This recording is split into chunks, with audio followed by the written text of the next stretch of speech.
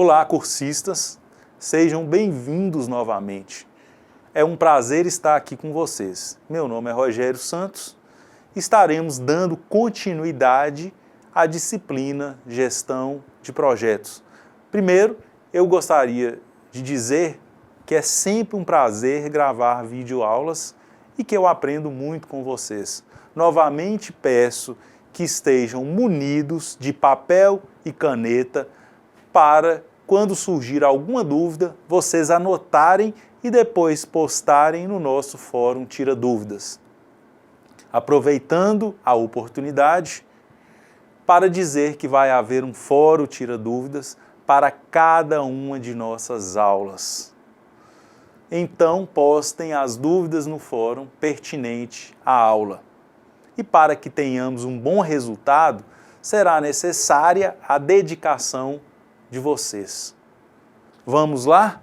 A terceira parte, conforme o PMBOK, esta metodologia que estamos seguindo, estaremos falando sobre as áreas do conhecimento 3. A primeira área do conhecimento que está dividida na metodologia conforme o livro didático é a área de comunicação. Esta área é de extrema importância para um bom entendimento e desenrolar das atividades do projeto. As comunicações formais atendem ao planejamento organizacional, ao planejamento estratégico e ao planejamento do propriamente dito, às normas, aos padrões e aos procedimentos do projeto. Comunicações interpessoais também requerem atenção para que possa interagir com eficácia. Comunicações com a parte da comunidade fazem parte das relações públicas e visam não só quebrar resistência, mas também influenciar o público. Note que a comunicação de informação é também muito importante para que cada uma organização saiba, de forma oficial, qual é a real situação do projeto, de cada área, de que cada pessoa envolvida, se for o caso, pois desta forma deve acabar ou pelo menos diminuir com os rumores provenientes da chamada rádio peão. Por que gerenciar comunicações nos projetos? O avanço da tecnologia da informação permite que as empresas registrem de forma eficiente as informações de seus projetos. Mas o que fazer com tanta informação? O fato de registrar bem os dados do projeto não garante sua utilidade. Perdidos em meio a tantos registros, saber usá-los de forma eficaz não é tarefa fácil, se não houver um bom planejamento e uma forma de gestão da comunicação implementada. As empresas preocupam-se com seus processos, buscam formas de medir seus desempenhos, estabelecem rotinas de reuniões gerenciais, criam formulários e relatórios extensos, e bem como estruturados. Com isso tudo, somando a facilidade de preservar as informações em formato eletrônico, gera um acúmulo de dados cada vez mais, mas, quando necessário, uma consulta, o resgate da informação pode ser uma missão quase impossível. Falta tratar a questão com um pouco mais de cuidado e profissionalismo. No Fórum Nacional de Benchmarking em Gerenciamento de Projetos, que aconteceu em 2015, foi realizada pelo PMI no Rio de Janeiro. Uma das conclusões de estudo apresentada foi que a comunicação é o segundo fator menos considerado durante a fase de planejamento dos projetos. e o primeiro é o risco, sendo considerada apenas por 37% das 80 empresas brasileiras pesquisadas. A comunicação ocorre de diversas formas, podendo ser verbal ou não verbal, formal ou não formal. A maneira como ela ocorre é tratada nos projetos, pode determinar o diferencial de uma empresa. Caminhões de relatórios estão arquivados nas empresas. De nada adianta a experiência de uma organização, uma grande base de dados, um excelente histórico, se não é eficaz sua utilização. Quando existe um gerenciamento de comunicação eficaz, é possível a recuperação das informações e sua utilização.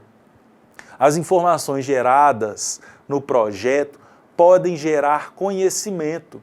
Em seu livro As Novas Realidades, Peter Drucker, considerado o pai da administração moderna, considera que o conhecimento é a informação que muda algo ou em alguém, seja provocando uma ação, seja tornando o indivíduo ou uma instituição capaz de uma ação diferente ou mais eficiente. Os registros das informações em um projeto geram um histórico, uma base de dados que dão bem tratados, geram valia na empresa. De acordo com PMBOK, considera como uma boa prática de gestão de projetos utilizar os ativos de processos organizacionais. Apesar de um projeto ser único e temporário, as informações geradas e o histórico de um projeto podem e devem ser considerados como base de dados para que outro projeto semelhante. Para ter uma boa gestão de comunicação em um projeto, de acordo com o PMBOK, além do planejamento, é preciso cuidar da distribuição das informações, do relatório, do desempenho e gerenciar as partes interessadas. Já os riscos, que é considerado uma das áreas do conhecimento, de acordo com o PMBOK, é de extrema importância. No projeto existe uma série de incertezas quanto ao cronograma, ao custo e à qualidade do produto final. Como estas incertezas, que a partir daqui podemos nominar de riscos, podem ser gerenciadas? O gerenciamento de riscos é um meio pelo qual estas incertezas são sistematicamente gerenciadas para garantir que os objetivos do projeto sejam alcançados. É importante ressaltar que os objetivos do projeto não se limitam apenas a uma tríplice restrição, mas esta é uma outra discussão. A ação sistemática de trabalhar nos riscos do projeto é um grande diferencial, pois o enfoque e a continuidade aumenta a capacidade de identificação, controle e redução dos riscos. Os principais gerenciamento do risco pode ser aplicados a todos os aspectos do negócio e a todos os ramos de atividade, não ficando limitado ao mundo dos projetos ou mesmo na área de engenharia ou tecnologia. A gestão de risco já está inserida há muito tempo no mundo dos negócios, em setores como seguros, energia atômica, entre outros. Essas empresas criaram ao longo do tempo uma cultura de gestão de risco e praticam esta cultura, pois entende que é fundamental para o seu negócio. O gerenciamento de risco agora é evidente no mundo todo. Uma gestão mais eficiente dos riscos, por exemplo, poderia ter evitado grandes prejuízos a acionistas e investidores nestes tempos de crise financeira. Muitos gerentes de projetos já chegaram à conclusão que a gestão de risco é a ferramenta que lhe permite sobressair perante os outros, pois proporciona capacidade de tomar ações sobre circunstâncias quais levariam o projeto a comprometer os seus objetivos. Em uma visão mais abrangente, poderíamos dizer que o papel principal do gerente de projetos é gerenciar o risco. O gerente de projetos trabalha para evidenciar o risco do cronograma atrasar, risco do custo ficar além do esperado, risco do produto ser entregue com falhas. Mesmo com a responsabilidade maior do gerente de projeto, o gerenciamento do risco é uma atividade da equipe, pois permeia todos os outros planos de ação e projetos. Entretanto, é de sua responsabilidade liderar e manter a gestão como cultura operacional do projeto e levar à alta administração a importância de gerir riscos. O gerenciamento de riscos, mais do que estabelecer margem de risco, deve influenciar as decisões e planejamento do projeto. Podemos entender que, metodologicamente, os planos do projeto são as entradas para os processos de gestão do risco, mas o gerenciamento do risco é bem mais complexo do que isso. Na gestão moderna de projetos, os gerentes de projeto têm tratado o gerenciamento de risco de forma burocrática e procedimental, onde a gestão de risco se reduz a identificar o risco, a desenvolver resposta ao risco e a controlar o risco. O gerente de projeto deve entender que gerir o risco é estar além de uma lista de possíveis problemas com as probabilidades e impactos.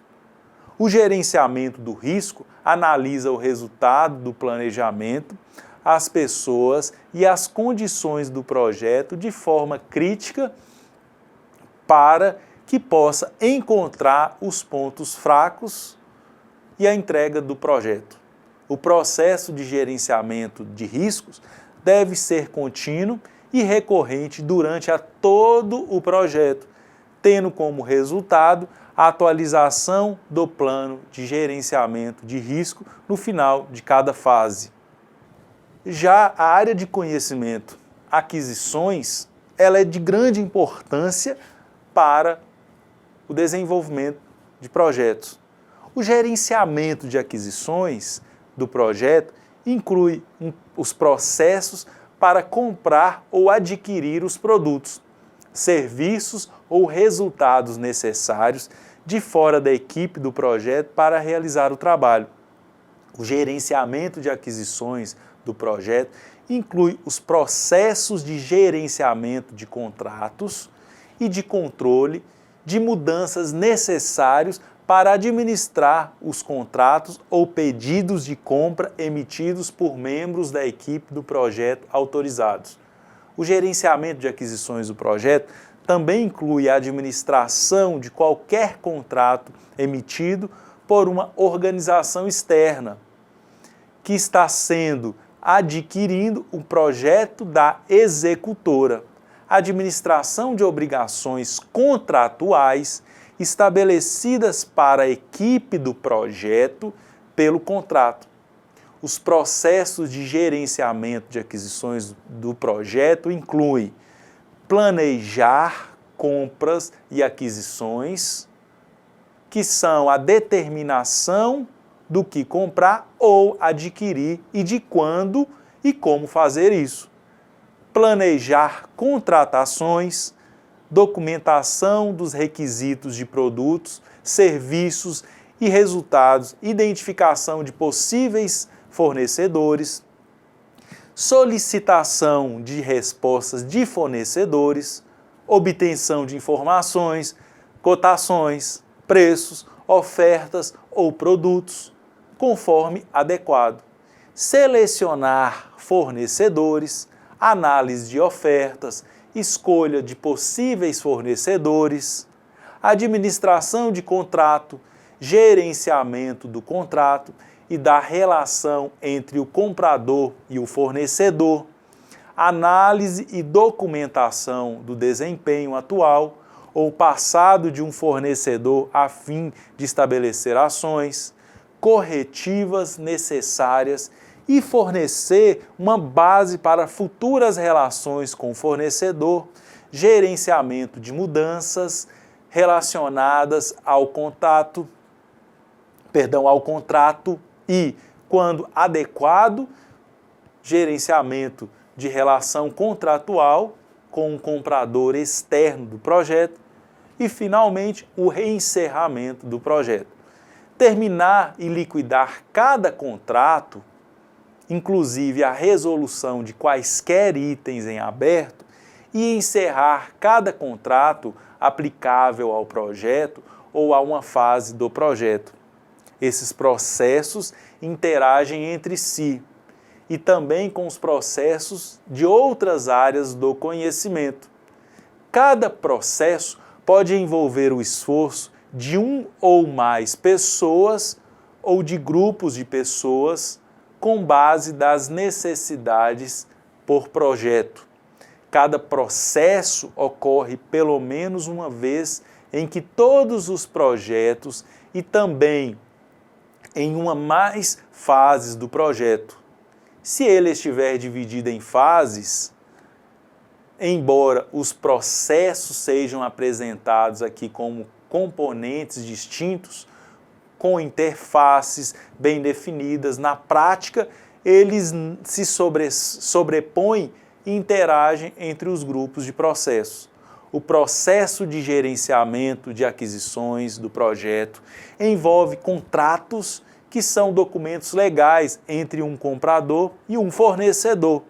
Um contrato é um acordo que gera obrigações para as partes, que obriga o fornecedor a fornecer os produtos, serviços ou resultados especificados e obriga o comprador a fornecer compensação monetária ou outra compensação de valor.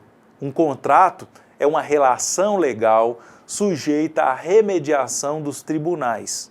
O acordo pode ser simples ou complexo e pode refletir a simplicidade ou a complexidade das entregas.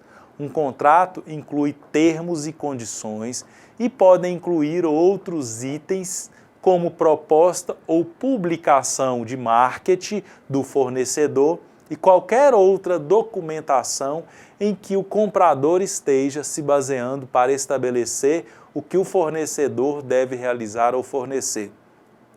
É de responsabilidade da equipe de projetos de gerenciar e ajudar a adaptar o contrato às necessidades específicas do projeto. Dependendo da área de aplicação, os contratos também podem ser chamados de acordo, de subcontrato ou pedidos de compra. A maior parte das organizações possui políticas e procedimentos especificamente quem pode assinar e administrar esses acordos em nome da organização. O gerente de projetos precisa estar atento na gestão de aquisições do projeto, para que os grupos do projeto recebam os materiais necessários para execução dos trabalhos.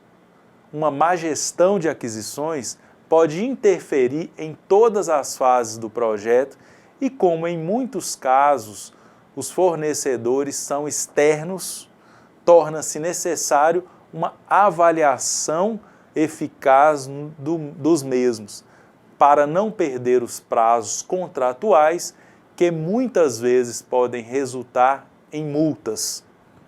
Nenhum produto, serviço ou processo vem à existência sem um projeto.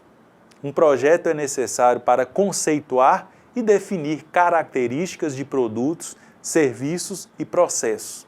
No entanto, um projeto deve levar em conta as decisões estratégicas da organização durante o processo de projetar algo. Se uma empresa tem como meta manter custos reduzidos, sem considerar os custos dos materiais que serão usados na manufatura deste bem, vamos analisar como empresas que decidem ser competitivas por meio de qualidade, rapidez, confiabilidade, flexibilidade e custos devem pensar em seus projetos, produtos, serviços e processos. Quando falamos de qualidade, cada pessoa, organização ou grupo tem sua definição em relação a ela. Ela difere no que diz respeito a cada produto, mas podemos simplificar o conceito de qualidade para aquilo que não possui erros ou falhas que alteram a percepção de performance de um bem. Tendo isto em mente, quando um produto ou um processo é projetado e a empresa tem como estratégia a ser reconhecida por sua qualidade, o projeto deve buscar as falhas potenciais de um produto ou serviço para eliminá-las no projeto. Quando falamos de qualidade e projetamos um processo, devemos pensar que o processo deve prover os recursos adequados para que o produto possa ser seguido suas especificações. De acordo com Slack, todo projeto deve ser analisado e tem objetivos a ser alcançados. Na produção de bens ou serviços, na prestação de serviços, há uma necessidade de uma melhoria constante, especialmente devido ao fato de todo mundo faz comércio com todo mundo, o tempo todo. Daí a necessidade de trabalhar em um processo de melhoria e contínua. E para melhorar é preciso avaliar. Para avaliar tem-se que saber medir. Para medir de forma correta é necessário que se tenha um referencial base. As referências são objetivos a alcançar que devem ser adequadamente estabelecidos, nem de mais nem de menos. Conforme Slack, há 5 objetivos básicos a se alcançar na gestão de projetos, que são eles: qualidade, rapidez, confiabilidade, flexibilidade e custo. A seguir, são sugeridas algumas medidas básicas que podem auxiliar nesse processo. No quesito qualidade, podemos definir da melhor forma, onde o resultado garante uma satisfação ao cliente. Como conseguir melhores resultados com a qualidade dos produtos? Menos reparos e termos de garantia significam menos retrabalho e redução no gasto de tempo, esforço e dinheiro. Assim, qualidade é inversamente proporcional à variabilidade. A variabilidade excessiva no desempenho de um processo resulta, em geral, em desperdício. A qualidade, ela tem o objetivo de garantir a satisfação do cliente, contemplando alegações de garantia, score de satisfação do consumidor, nível de reclamação de consumidor, nível de refúgio, número de defeitos por unidade, tempo médio, entre outras falhas. Já a rapidez tem o objetivo de entregar ao cliente o mais rápido possível o tempo de atravessamento ou lead time. Tomemos, por exemplo, o indicador tempo de atravessamento. Podemos ter um gráfico da evolução temporal do tempo de atravessamento de uma ordem de produção por um produto ou agregado. Claro que a forma de exibição deste gráfico vai variar muito entre diferentes indústrias, mas a ideia é podermos enxergar tendências de aumento neste indicador e buscar as causas destes aumentos. Seguindo neste exemplo, imagine que um determinado produto tem um mês, o tempo de atravessamento médio de suas ordens de produção de 10 dias. No mês seguinte, de 13, no próximo mês, de 20, e aumentando gradativamente. Caso o monitoramento seja feito de maneira consistente, levando sempre em consideração os últimos períodos de 30 dias, é possível perceber que há uma tendência de aumento e buscar quais são as suas causas e combatê-las antes do indicador chegar. Ainda com este indicador, podemos comparar tempos de atravessamento entre os diferentes produtos e fazer um benchmarking interno, buscando entender o que é feito nos produtos que têm menor tempo de atravessamento e que podemos ser replicados em outro produto. É necessário analisarmos a frequência das entregas, o tempo de atravessamento real, o tempo do ciclo e o tempo de locação para o consumidor. Já outro objetivo de desempenho é a confiabilidade. Primeiramente, precisamos definir confiabilidade. Uma empresa é confiável quando ela cumpre sua palavra, seus acordos ou suas promessas. Quanto maior o índice de cumprimento, mais confiável a empresa vai ser para os seus clientes. Vamos ver 2 exemplos de serviços de transporte para começarmos a entender o conceito de confiabilidade. Para uma companhia aérea ser confiável, significa ter seus voos partindo e chegando aos seus destinos nos horários programados. O avião não pode decolar antes do horário programado.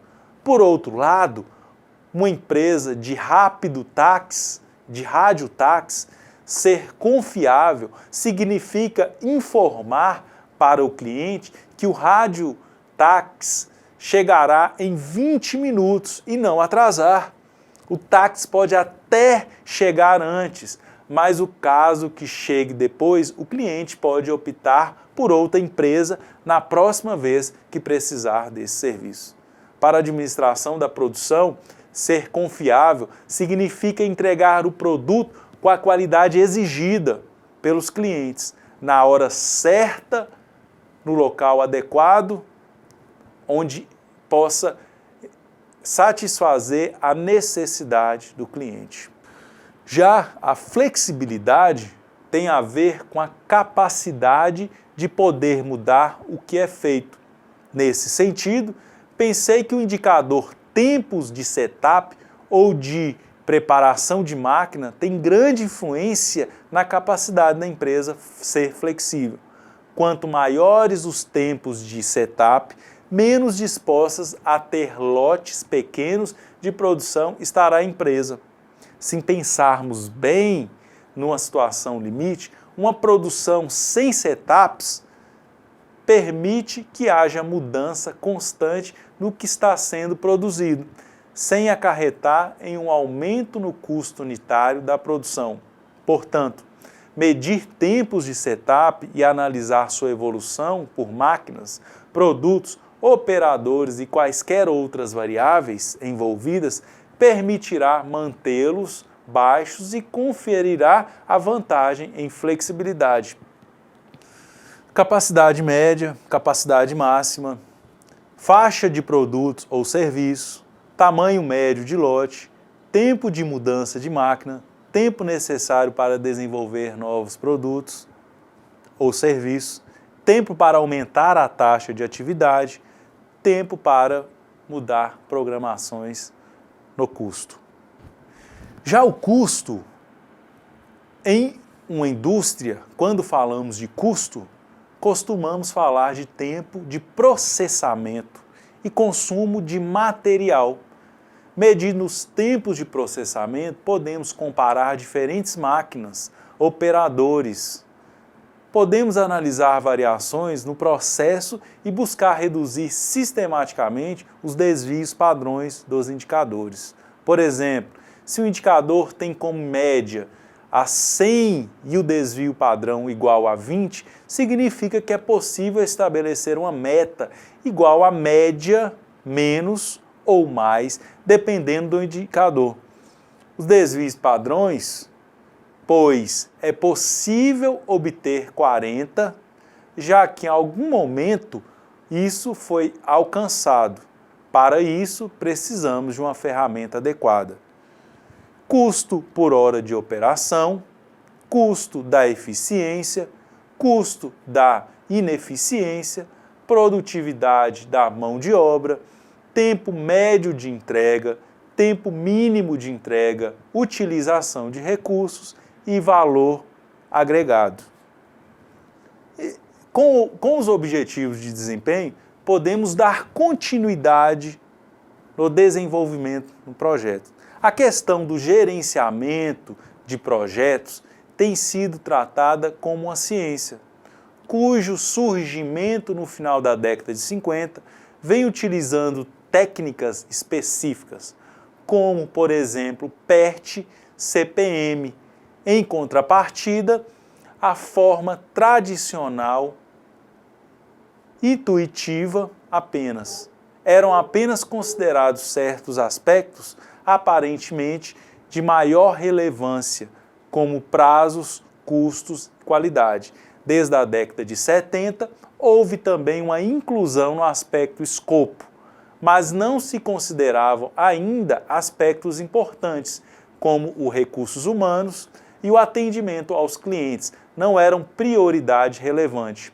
Já no final da década de 80, com o surgimento da versão do PMBOK, o qual estamos estudando, houve uma inclusão de itens como a satisfação do cliente, metas, quantitativos, prazo, valor, qualidade e a moral da equipe.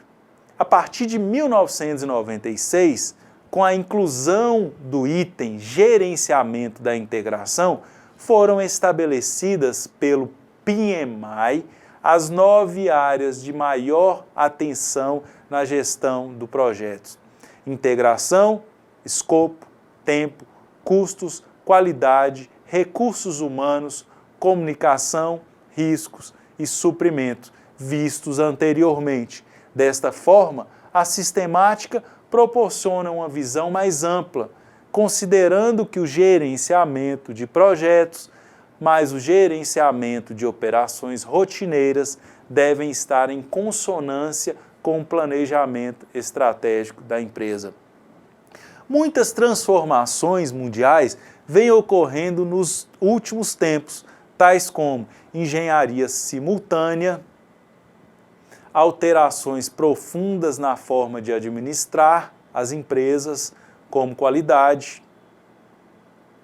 aspectos avançados de custeio, aumento exponencial de ferramentas de informática, estruturas organizacionais, evolução além das técnicas, evolução no gerenciamento de recursos humanos, gerenciamento por projetos, globalização e competição, importância dos clientes na elaboração das estratégias da empresa, projetos gigantescos e integrados, rápido desenvolvimento de novas economias, tempo de vida de produtos, de sucesso. Nesse cenário de cada vez mais competição entre instituições, apresenta-se de forma bem acirrada, sendo que alguns dos maiores desafios são níveis de controles variados, implicando em graus de dificuldades também variados, níveis de autoridades influenciando nos organogramas, qualidade em orçamento e possibilidade de eventuais cancelamentos, qualidade na estimativa de custos, qualidade nas comunicações, questões pessoais, sendo necessárias cada vez maior esforço. Para ilustrar melhor esse novo cenário internacional, você deverá analisar o caso de gerenciamento de projetos, apresentado a seguir. O crescimento intenso da competição global está forçando as empresas a lançar um novo mercado, produtos, um passo acelerado, com o ciclo de vida dos produtos tornando-se cada vez maior. A habilidade da empresa de lançar rapidamente novos produtos torna-se um método de manutenção da vantagem competitiva do mercado. A Intel, que produziu a próxima geração dos processadores de computador, enquanto a demanda pelos processadores atuais ainda está em alta, fornece um bom exemplo de uma empresa que adotou esse procedimento como uma estratégia.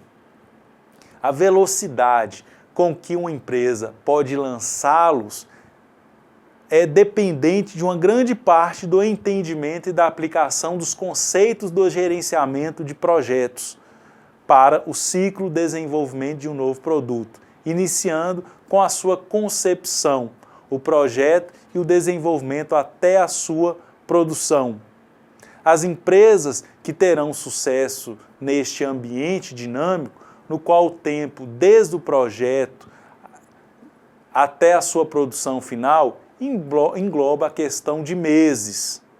As técnicas de gerenciamento de projetos também são muito apropriadas para tipos de ambientes exatamente opostos ao propostos acima. Por exemplo, quando o tempo de fabricação de um único produto pode ser bastante longo, o fator chave neste caso é que, quando a frequência de produção é baixa, cada item produzido tende a ser visto como um projeto em separado. Exemplos desse caso incluem construção civil e naval, indústrias de aviões e produção de satélites. A estrutura de desmembramento do trabalho pode ser utilizada como uma das formas de apresentar um projeto em partes. Planos, serviços, softwares, máquinas, equipamentos, etc. A EDT, considerada peça fundamental para o planejamento de um projeto, constitui-se um ponto-chave para que todo o prosseguimento dos trabalhos seja um esforço cooperativo executado na fase conceitual pela equipe básica de planejamento. Como característica própria, pode-se considerar que a EDT é a ferramenta adequada para se desmembrar o projeto em seus componentes. Ela identifica todas as tarefas de um projeto, transformando um grande trabalho em muitas tarefas pequenas e gerenciáveis, ou seja, mais facilmente administrável. Montada em forma de gráficos ou tópicos, listando todas as tarefas envolvidas, ela esclarece e fornece detalhes necessários para algumas atividades da gestão. Ela também permite que as atividades sejam desenvolvidas interdependentes e tem como objetivo tornar gerenciáveis em tamanho, dar autoridade para que o programa seja levado adiante, monitorar e mensurar o status, fornecer os recursos necessários. Já o modelo PERT-CPM é de extrema importância para que possamos chegar em nossos objetivos. Conforme o crescimento de um projeto e de sua complexidade, faz-se necessário identificar quais são as interdependências entre as suas atividades. isto é, qual a sequência lógica que elas devem acontecer, visando o melhor resultado do trabalho. Para tal, é possível utilizar uma sistemática que avalia tarefas justamente com uma técnica de revisão de desenvolvimento para o programa Polaris da Marinha dos Estados Unidos, que coordenava as mais variadas ações de 1.000 empresas prestadoras de serviços navais, com o nome PERT, Programa e Evolução e Revisão da Técnica, juntamente com o método do caminho crítico CPM, que essa técnica é considerada como um processo e técnica de planejamento, de programação e controle, caminho crítico, grau de prioridade. Ela revela a situação e ajuda a tomar a decisão. Desenvolvido pela DuPont e Univac, o CPM tem como objetivo mostrar a folga do evento e a disponibilidade de tempo medida pela diferença entre as datas que ocorrem. Evento crítico é aquele que apresenta a menor folga em todo o projeto, e atividade crítica é a atividade compreendida entre eventos críticos e corresponde a maior duração entre eles. Tem-se a seguir algumas características importantes possíveis de serem notadas e acompanhadas em trabalho feito a partir do método PERT-CPM. Um caminho crítico é todo aquele de maior duração em um projeto, compondo-se, embora não necessariamente, de sequências de atividades. Importante observar que um projeto pode ter mais de um caminho crítico. Caso não haja folga nos eventos críticos, qualquer atraso em uma atividade do caminho crítico acarretará em atraso no projeto. Para se trabalhar com a metodologia PERT-CPM, é necessário seguir algumas considerações, em que, bem observadas, são de fácil aplicabilidade. Analise a proposta a seguir imaginando tais atividades que normalmente ocorrem em um escritório. Preparar o texto, minuta do texto, rascunho das tabelas, croquis dos gráficos, digitar, digitação do texto, desenhar, execução dos desenhos, tirar cópias, copiar desenhos e texto, fazer montagens, seleção das pastas e acessórios, aquisição e montagem das pastas e acessórios, calcular retorno sobre investimento de máquinas. A partir daí, nós faremos algumas perguntas. Qual o caminho crítico? Qual o tempo total do projeto? Qual seria a atividade em que você reduziria o tempo se fizesse que o projeto, como um todo, estivesse redução de 3 dias? Por quê? Dica: tarefa para se preparar um almoço, lavar e cortar os vegetais para a salada, misturar a salada, arrumar a mesa, começar a cozinhar o arroz, colocar o arroz na travessa de servir, misturar ingredientes da torta de frango, assar a torta, levar a comida para a mesa, chamar a família para almoçar. Nesta aula, vimos como desenvolver um projeto mediante as áreas do conhecimento. Quanto maior o projeto, isto é, quanto maior o número de atividades a serem realizadas, maior as dificuldades de se fazer um acompanhamento adequado. O método do caminho crítico, sendo usado com técnicas de revisão e monitoramento, é de grande utilidade, apontando de maneira proveitosa os pontos chaves a serem atendidos em favor do projeto geral. Bem, gente, finalizamos aqui mais uma videoaula. Espero que tenha gostado. Tirem as dúvidas com o material didático e com os seus tutores nos fóruns que estarão disponíveis nas salas que estamos estudando. Mais uma vez, obrigado.